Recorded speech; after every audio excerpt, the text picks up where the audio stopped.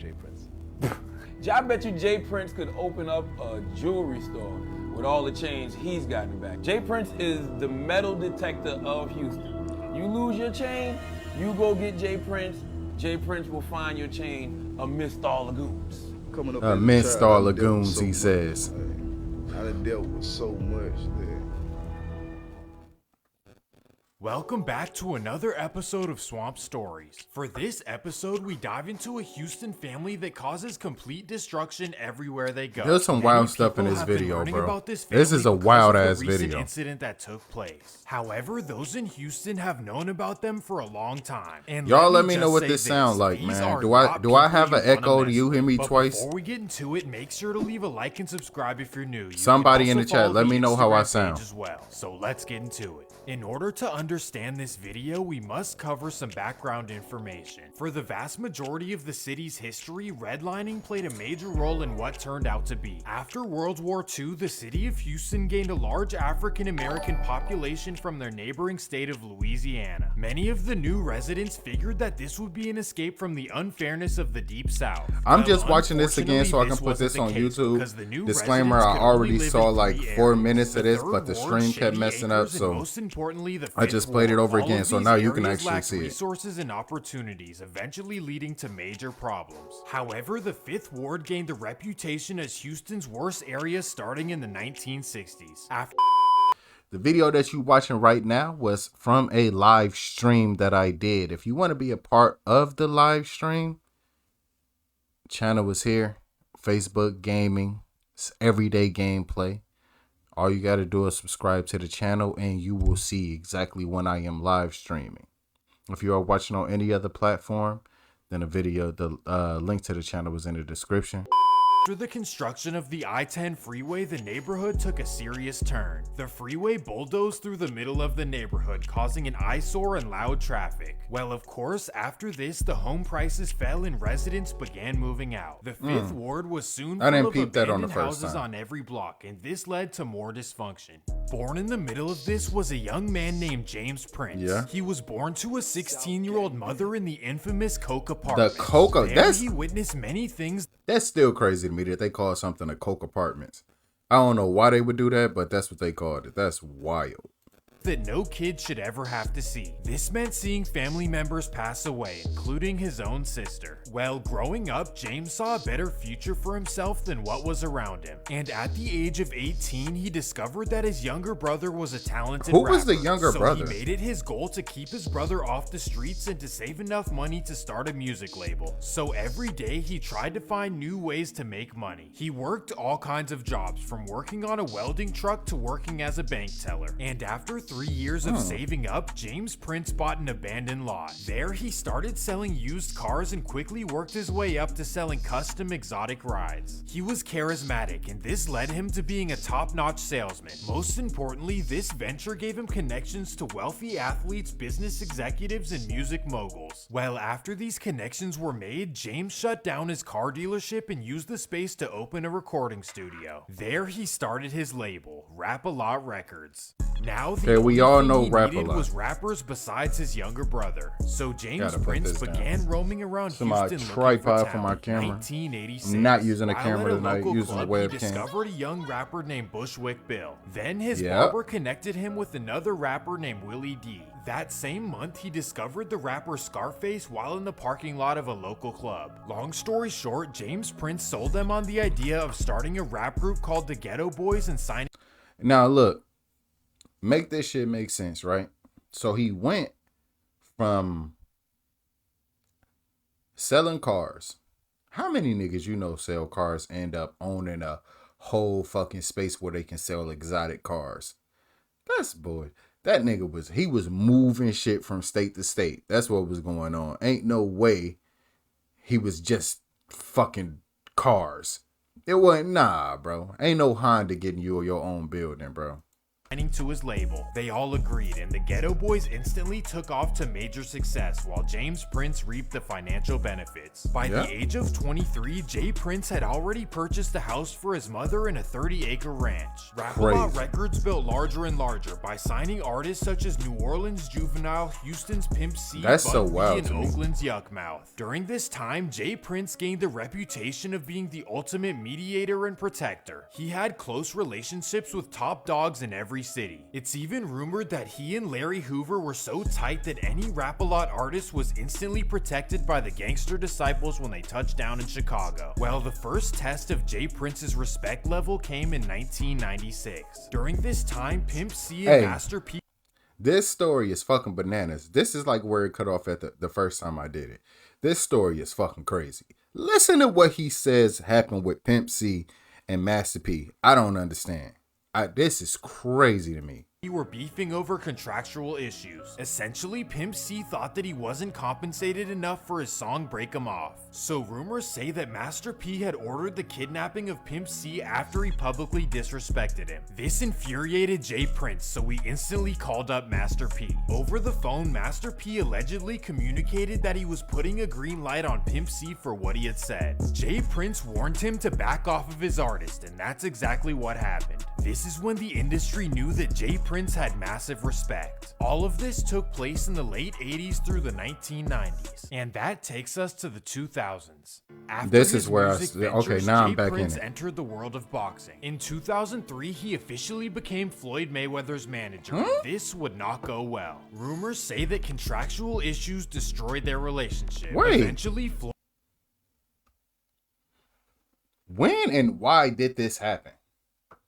At what point would Floyd Mayweather need him to be his manager? That makes no sense to me. That makes no sense at all to me. I guess, bro. Nick, what do you know about boxing, bro? Floyd had enough of J. Prince as his manager and decided to do something petty. He moved his next fights past the deadline of their final contract. This way, J. Prince would not receive his 20% of the revenue. Well, of course, this was bold and courageous by Floyd because J. Prince is not somebody you want to get upset. So when he heard the news, he instantly called up Floyd's boxing promoter, Bob Arum. Now, mind you, this guy is allegedly old New York mafia, so he's definitely no joke either. Essentially, J. Prince said, We're here to get you. It's okay. said that he wanted Maybe, hey, we might need to watch some on Bob Arum too. Cause if he was the mob, bro, if he was the old school mob, maybe, you know, he got some stories, bro. We gonna have to watch.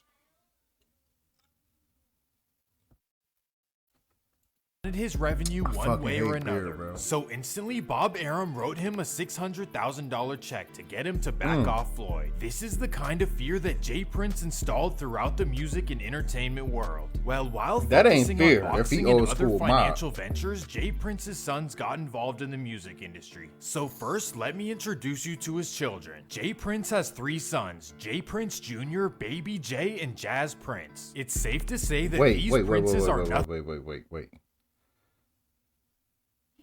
What's them niggas' names? Is all their names James? We got Jazz, Baby J, and James Jr. Is all these niggas named James Prince?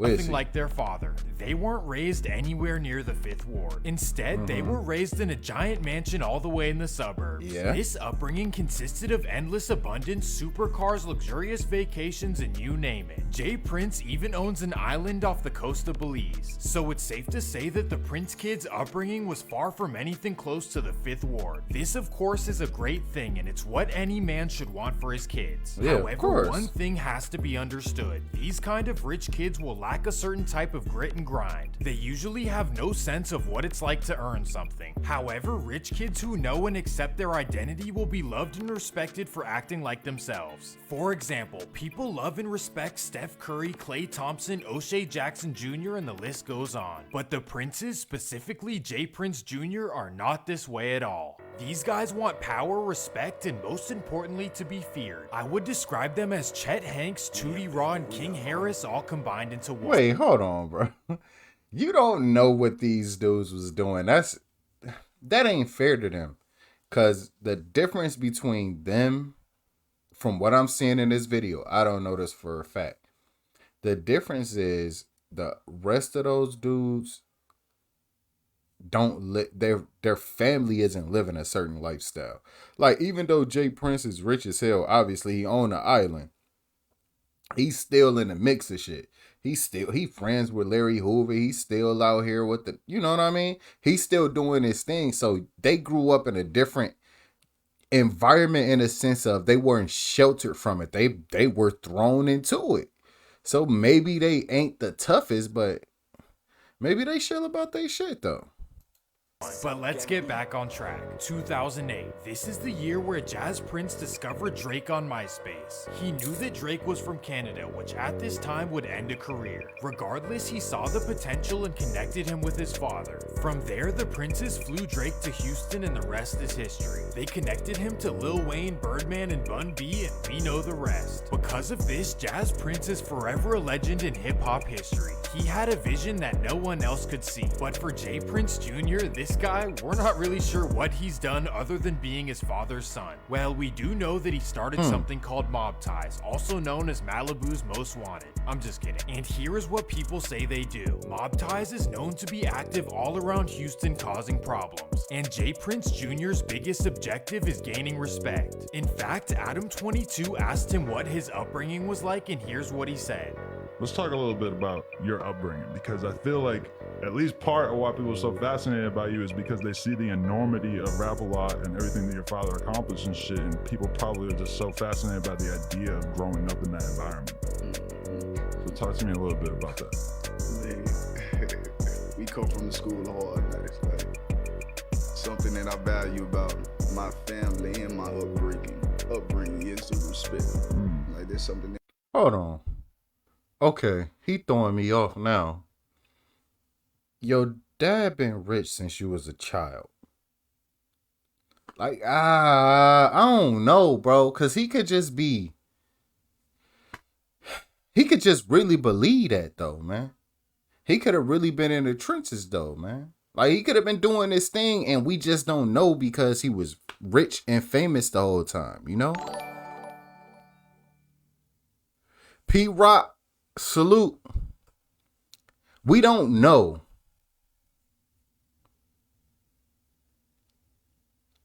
Yo, somebody let me know if you come from a rich family, right? But maybe you was, you was in the streets a little bit. Maybe your pops or your uncles or something, they was in the streets getting money, even though y'all had bread. That's how they maneuvered. If you was with them and people looked at you like you was just some old rich kid, I think I would be offended and I'll be on dummy. Cause it's like, you not finna play me like I'm some nigga from the suburbs who ain't about shit just because we got money. I still beat your ass. So I don't know, bro. That we demanded is something that we live and die by.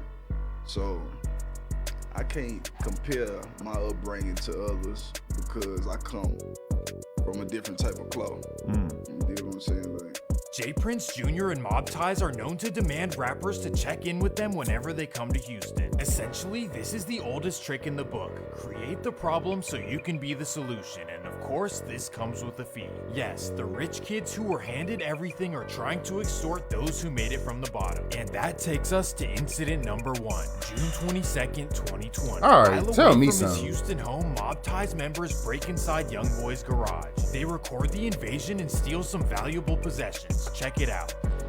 Hold on. And young boy shit. Now this is, as far as I remember, because I remember this situation happening. They didn't say that the dudes who did that was a part of J Prince gang or whatever, Jazz Prince, whichever fucking, they all look the same to me. They didn't say that dude was a part of that. They just said that dude got Young Boys, somebody got Young Boy shit and they got his shit back. They didn't say that it was connected like that. Maybe dude putting 2 and 2 together, but I don't even remember that being a thing. After the clip went viral, Youngboy would go on Instagram Live and react. He like, they ain't even have in my cars.